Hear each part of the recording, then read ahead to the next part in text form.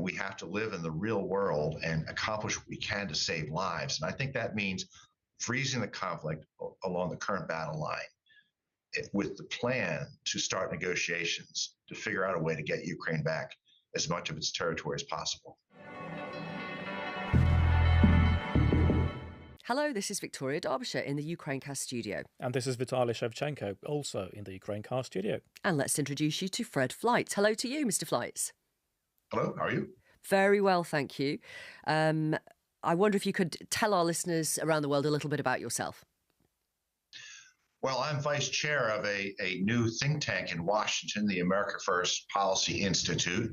We were set up after President Trump lost the last election, and we've been promoting and defending his unique approach to government, both domestic policy and foreign policy. And importantly, you co-authored last year, along with Keith Kellogg, President Trump's Ukraine and Russia envoy, a policy document with proposals to end the war in Ukraine. And obviously, Keith Kellogg is going to be an absolute central player in any negotiations, any peace talks that may come down the track. One of the key points, key thoughts that you put forward was this idea that a ceasefire needs to be sought and negotiated settlement, and the United States would continue to arm Ukraine and strengthen Ukraine's defenses, and I quote, to ensure that Russia will make no further advances. Can you talk us through that specific point? Does that mean that as part of a deal, what Vladimir Putin would get is the part of Ukraine that he currently occupies? I think Putin has concerns about Ukraine joining NATO and an American or European military presence in Ukraine. I don't think that's a legitimate concern. The U.S. and its allies have no ambitions to invade Russia or to interfere in Russia, but Putin doesn't see it that way. And that's why we suggested that NATO membership be postponed for a set period of time. My personal position is 25 years. I think that's a good concession to offer to Russia. And we're not giving up very much because I don't think the unanimous vote is there to add Ukraine as a member to NATO in the near future. So I know this isn't going to be pleasing to Zelensky and to the Ukrainian people, but I don't think that's a lot to give up to end the war. And this would be a sort of security assurance by making sure that Ukraine has the weapons to defend itself so Russia doesn't use a ceasefire to rearm and simply invade again. But in terms of territory, do you think, well, it's fair or realistic to talk in terms of who keeps what, at least for the foreseeable future, just to make the killing stop? We call for freezing the conflict along the current battle lines, and Ukraine does not give up its territorial claims. Ukraine does not give up its demand to get back all of its territory. That just isn't going to happen in the immediate future. We've got a voice note here from one of our regular listeners. She is called Olga, and she's a teacher who lives in Kherson in southern Ukraine, near the front line, as you know. And we asked her what she thought about the prospect of freezing the war along its current lines. I'm sure that if the war freezes at the front line, it will be just a temporary stop of the fire. Though, if it lasted for a long time, we would not only lose territory, but people. Our children are trained to be Russians and hate Ukraine. Young men are enlisted to their army. What will happen in few years?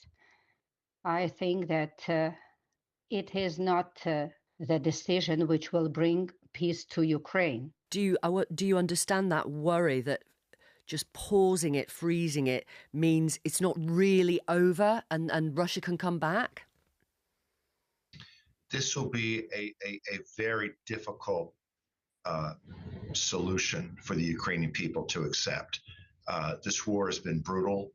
And I mean, if in a perfect world, we would put Putin and his generals and officials in the Russian government on trial for war crimes, but we can't accomplish that.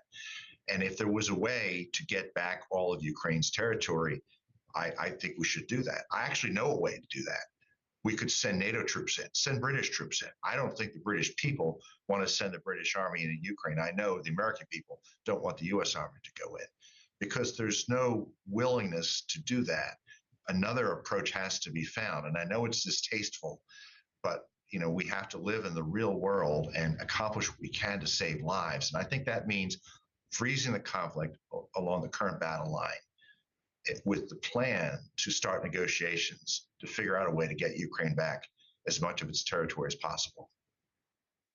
Do you think Vladimir Putin, well, as part of these negotiations, would want a bit more than just a delay to Ukraine's NATO membership? Because I'm sure you'll agree that a huge reason for why he started his special military operation is control of Ukraine as a state and a nation, as well as territory. There's a lot of debates on why Putin invaded Ukraine. It's really a tragedy. I don't think his reasoning made any sense.